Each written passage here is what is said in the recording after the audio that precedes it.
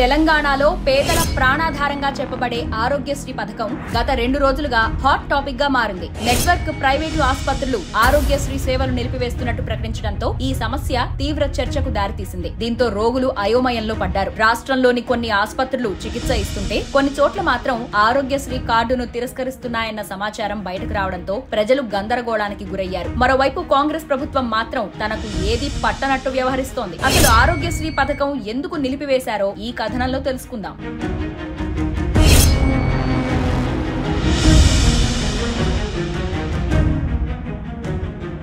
రాష్ట్ర వ్యాప్తంగా ఆరోగ్యశ్రీ సేవలు నిలిచిపోయాయి. 1400 కోట్ల రూపాయల బకాయిల చెల్లింపులో కాంగ్రెస్ సర్కారు జాప్యం చేయడంతో ఆరోగ్యశ్రీ నెట్వర్క్ దవాఖానాల అసోసియేషన్ ఈ నిర్ణయం తీసుకున్నారు. ప్రభుత్వ వైఖరి కారణంగా నెట్వర్క్ దవాఖానాల నిర్వహణ కుప్పకూలే పరిస్థితి నెలకొన్నదని ఆందోళన వ్యక్తం చేశారు. పెండింగ్ బకాయిల అంశం ఆరోగ్యశ్రీ ట్రస్ట్ సీఈఓ వైద్య ఆరోగ్య శాఖ పరిధిని ఎప్పుడో దాటిపోయిందని తెలిపారు. ఈ విషయంలో ఆర్థిక శాఖ మంత్రిగా ఉన్న డిప్యూటీ సీఎం భట్టి విక్రమార్క ముఖ్యమంత్రి రేవంత్ రెడ్డి ఎందుకు స్పందించడం లేదని ఆసుపత్రి యాజమాన్యాలు ప్రశ్నిస్తున్నారు. గత 9 నెలల్లో 3 ఆరోగ్యశ్రీ సీఈఓలు మారారని, వారందరికీ వినతి పత్రాలిచ్చి అలసిపోయామని ఆవేదన వ్యక్తం చేస్తున్నారు.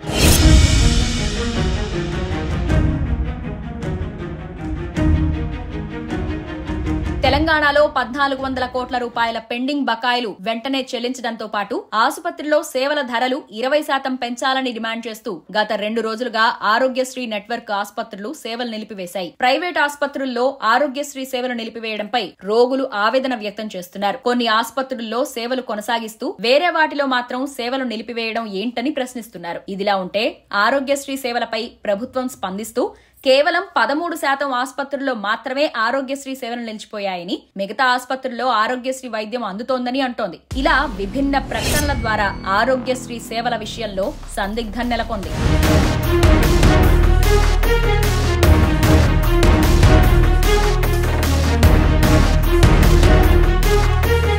ఒకప్పుడు 20% ఉచితంతో మొదలైన ఆరోగ్యశ్రీ తరువాతి కాలంలో బీపీఎల్ లబ్ధిదారులకు 80% ఉచిత వైద్యం అందిస్తున్నారు. ఇలా దాదాపు పూర్తి స్థాయిలో క్రెడిట్ పై వైద్య సేవలు అందించడం, 1400 కోట్ల రూపాయలు పెండింగ్ బకాయిలు పేరుకుపోవడంతో దిక్కుతోచని స్థితిలో ఆరోగ్యశ్రీ సేవలు నిలిపివేస్తున్నామని నెట్వర్క్ ఆసుపత్రులు చెబుతున్నాయి. ప్రభుత్వం ప్రతి నెల 100 కోట్ల రూపాయల బకాయిలు చెల్లిస్తే 1400 కోట్ల రూపాయల బకాయిలు ఎందుకు ఉంటాయని ప్రశ్నించారు. రాష్ట్ర వ్యాప్తంగా ఉన్న నెట్వర్క్ దవాఖానాలకు 100 కోట్ల రూపాయలు ఏ మూలకు సరిపోవని పేర్కొన్నారు. ఆరోగ్యశ్రీ బకాయిలు మొత్తం క్లియర్ చేసే వరకు తమ ఆందోళన కొనసాగుతుందని చెప్పారు.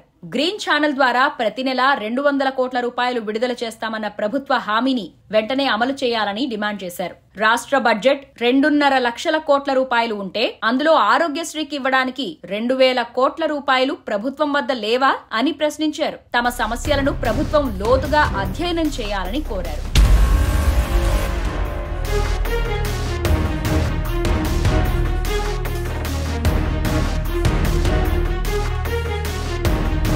ఆరోగ్యశ్రీ వైద్య సేవల నిలిపివేత నిర్ణయాన్ని నెట్వర్క్ దవాఖానాల యాజమాన్యాలు వెనక్కి తీసుకోవాలని ఆరోగ్యశ్రీ సీఈఓ ఉదయ్ కుమార్ విజ్ఞప్తి చేశారు. కొత్త ప్రభుత్వం ఏర్పడిన వెంటనే ఆరోగ్యశ్రీ కింద ఉచిత వైద్య పరిమితిని 5 లక్షల రూపాయల నుంచి 10 లక్షల రూపాయలకు పెంచడంతో పాటు గడిచిన 21 నెలల్లో 1779 కోట్ల రూపాయలను దవాఖానాలకు ప్రభుత్వం చెల్లించిందని వెల్లడించారు. కాంగ్రెస్ ప్రభుత్వం ఏర్పడిన వెంటనే 1375 రకాల వైద్య చికిత్సల ఛార్జీలను సగటున 22% పైగా పెంచినట్టు గుర్తు చేశారు. కొత్తగా 163 రకాల ఖరీదైన వైద్య సేవలను ఆరోగ్యశ్రీలో చేర్చి పేషెంట్లను ప్రభుత్వం ఆదుకుందని వివరించారు. కొందరు రాజకీయ దురుద్దేశంతో ఆరోగ్యశ్రీపై కుట్ర చేస్తున్నారని వైద్య ఆరోగ్య శాఖ మంత్రి దామోదర రాజనరసింహ ఆరోపించారు. ప్రైవేటు నెట్వర్క్ దవాఖానాల ఫెడరేషన్ తో నెల రోజులుగా సంప్రదింపులు జరుపుతున్నట్టు తెలిపారు. ప్రతి నెల 100 కోట్ల రూపాయలు ఇస్తామని హామీ ఇచ్చామని, ఆ మేరకు 100 కోట్లు విడుదల చేశామని చెప్పారు. వైఎస్ రాజశేఖర్ రెడ్డి సీఎంగా ఉన్నప్పుడు 2008లో ఆరోగ్యశ్రీ పథకం అమల్లోకొచ్చింది. పేదలకు మెరుగైన కార్పొరేట్ వైద్యం ఉచితంగా అందించాలనే లక్ష్యంతో మొదలైన ఈ పథకం తరువాతి కాలంలో ఎన్నో ఒడిదుడుకులు ఎదుర్కొంది. వైఎస్ ఎంతో ప్రతిష్టాత్మకంగా తీసుకున్న ఆరోగ్యశ్రీ పథకం ఆయన మరణం తర్వాత రోసయ్య హయాంలో కొంతకాలం ఆటంకాలు లేకుండా కొనసాగింది. ప్రైవేట్ ఆసుపత్రులకు బిల్లులు చెల్లించడం కోసం అప్పట్లో ఈ పథకం కోసం ప్రత్యేకంగా గ్రీన్ ఛానల్ ఏర్పాటు చేసి మరీ 45 రోజుల్లోపే ప్రైవేటు ఆసుపత్రులకు బకాయిలు విడుదల చేసేవారు.